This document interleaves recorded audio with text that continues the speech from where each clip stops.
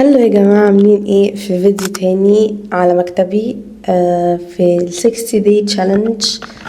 انا اسمي ملكة لو متعرفوش، و welcome to the channel if you're new here. ان شاء الله تتبسطوا في الكوميونتي الصغننة الجميلة هنا دي.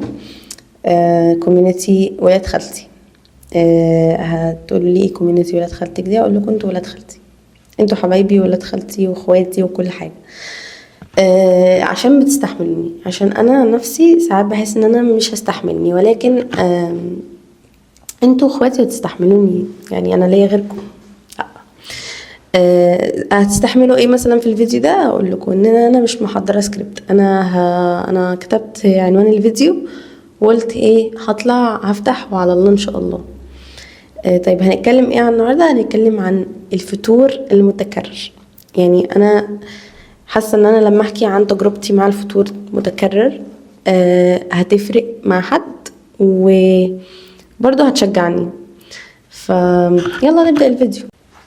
عامة هو الفيديو مش هيطول لان انا مش هتكلم في حاجات عميقة، يعني انا بس هحكي لكم يعني اللي بيحصل لي وازاي بحاول اعالج الموضوع، يعني من خبرتي اللي قد كده يعني بصوا استنى قد كده بس خلاص.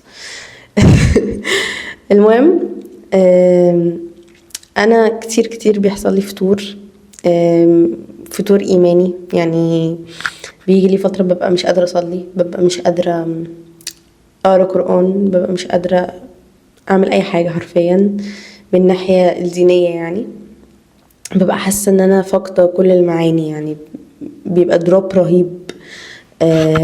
مع اني ببقى عارفه المعلومات، ببقى عارفه ان الصلاه دي عهد، وببقى عارفه العقوبات، ببقى عارفه الاحاديث، فاكره الاحاديث، فاكره مثلا صلاه الفجر، ببقى فاكره الحديث بتاع صلاه الفجر، ببقى فاكره المعلومات الدينيه، بس مش بيبقى عندي القوه الايمانيه ان انا اقوم اعمل هذا الفعل.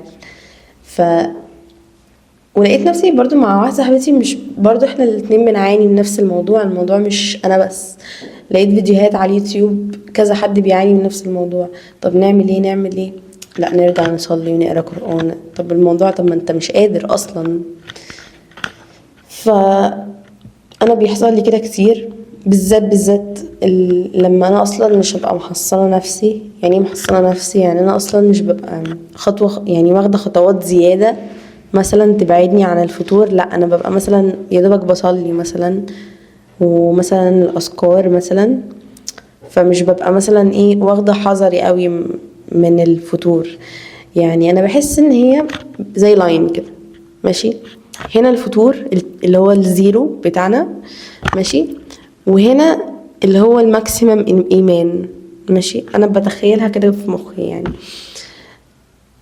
انا مثلا اللي هو الصلاه، واللي هو يا دوبك اللي هو الفروض، يعني الحاجات الفروض مثلا بنبقى قريبه قوي من الصفر، فسهل قوي ان الواحد يرجع. لان البني ادم اصلا لو مش بيزود في الايمان، بحس يعني ان البني ادم لو مش بيزود في الايمان بتاعه على طول وبيشتغل على دينه بشكل متكرر، بحس ان هو بيرجع هو من غير ما، واحنا مش واخدين بالنا كده في الدنيا وبنجري، بنرجع لورا. زي عارفين ايه؟ زي اللي هو الستير كيس، اللي هو بيبقى مسطح ده. هو مش بيبقى ستير كيس، هو بيبقى اللي هو في المطار ده، اللي هو بيمشي البتاع ده. لو انتوا كده واقفين هو بيتحرك، هو كده بيتحرك. فانتوا لو ما اتحركتوش بقى على العكس، هو هيفضل يتحرك بيكوا كده. مش عارفه فاهميني ولا لا، بس يعني المهم. انا الصراحه الفتره دي حاسه بهذا الفتور، وحاسه اللي هو انا ايه اللي انا بعمله ده؟ لازم ارجع افكر نفسي بكل المعاني الايمانيه تاني، ارجع اسمع كونتنت ديني، عشان ده برضو بيفرق جدا. بس مش اسمع وخلاص، يعني برضو الاكشن برضو شيء مهم. العباده نفسها مثلا، انا بحس ان احنا كل ما بنزود نوافل، كل ما بنزود حاجات اللي هي الحاجات السنة، واللي هي الحاجات اللي بنحسها اكسترا، بس هي والله يعني هي بتحمينا من ان احنا نرجع لبوينت الصفر دي. تمام، لان وانس ان احنا بقينا في بوينت الصفر دي، في احتماليه كبيره قوي ان احنا ما نطلعش قدام. ف دي لان انت اصلا، انت دلوقتي مش بتصلي، هتدعي ازاي؟ ولا ازاي هتدعي ربنا ان انت ترجعي توصلي للماكس ده وانت اصلا انت في الصفر، انت في بوينت الصفر، انت محتاجه تزقي نفسك شويه. انا بحسها كده جوه مخي يعني عامه. فبحس ان احنا المفروض ان احنا نزود شويه، مثلا ازود مثلا ايه، اجي مثلا اقول انا خلاص انا هصلي مثلا نافله المغرب والعشاء، مثلا عندي بواجد صعوبة مثلا آخر اليوم عشان ببقى تعبانة بقى وكده وخلاص، وفي الصبح من الصبح في الشغل وكده، فبجد صعوبة جدا في المغرب والعشاء دول مثلا يعني. خلاص يبقى أنا أعمل إيه؟ أزود فيهم النافلة، عشان انت كده عملتي ايه؟ انت كده عملتي ايه؟ طلعتي قدام. ليه؟ لأن هي حاجة صعبة، حاجة صعبة، طلعتي قدام، حصنتي نفسك ان انت اصلا يفوتك الفرض نفسه بقى وكمان مش عايزة تفوتي النافلة، فبقى بالنسبة لك في حماية، في طبقة، عارفين في طبقة حماية كده. عامة يا جماعة أنا بتكلم بكل عشوائية وبتكلم عن تجربتي، يعني مش عايزة حد يحس ان اللي هو ايه الهبل اللي انت بتتكلمي فيه ده، عشان انا بس بشارك تجربتي وحاسة ان فعلا حد هيستفاد من الفيديو، حد هيستفاد من الكلام ويحس ان هو يشوف فين اصلا ايمانه دلوقتي، في انهي درجة بالظبط، عشان يعرف يطلع قدام شوية. لان كده كده لو ما طلعتش قدام هترجع ورا، وانت مش عايز ترجع ورا، فلازم هتطلع قدام.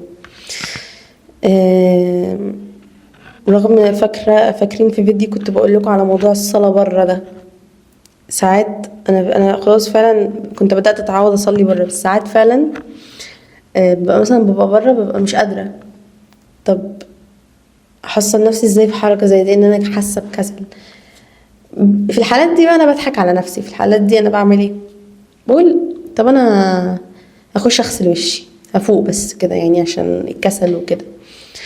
فبما اني بغسل وشي اقول ايه؟ طب ما انا اتوضى، طب ما انا واقفه بقى هتوضى، اروح متوضيه ماشي، اقول لا يعني جوه دماغي انا مش هصلي اما اروح مش عارفه ايه، ني هتوضى وخلاص عشان لما اروح ابقى تمام. فلما اتوضى اقول لنفسي ايه؟ طب ما انت اتوضيتي، ما تصلي في ميعاده بدل ما تروحي يبقى قضاء. فاهمين؟ يعني ده كله ضحك على نفسي يعني، بس بيشتغل معايا الموضوع، فممكن تجربوه مع نفسكم عادي يعني. هو مخنا هو اللي بيستصعب هذه الامور عامه، لكن احنا كنفسنا من جوه بنبقى عايزين اصلا. عشان كده انتوا بتحسوا دايما ان في خناقات جوه هنا كده، فعشان لهذا السبب. بس يا جماعه ده كان الفيديو، متخيلين؟ عشان انا مش قادره اتكلم عن الموضوع اكتر من كده، لان انا بس بشارك يعني مش اكتر، لان انا ما عنديش معلومات بربع جنيه يعني، معلومات يعني مفيده في الموضوع ده. انتوا ممكن تتفرجوا على فيديوهات يبقى في معلومات مفيده، لكن انا بشارك بس عشان ايه؟ ما تحسوش ان انتوا لوحدكم وكده يعني، بقى معاكم في الموضوع، وادعوا لي معاكم في الصلاه وانا هدعيلكم، ما هدعيلكم كلكم، كل اللي عندي. بحبكم واشوفكم في الفيديو الجاي. شايفين البتاعه دي؟ استخدمتها في الفيديو اللي فات اللي انا مصوراه من شويه.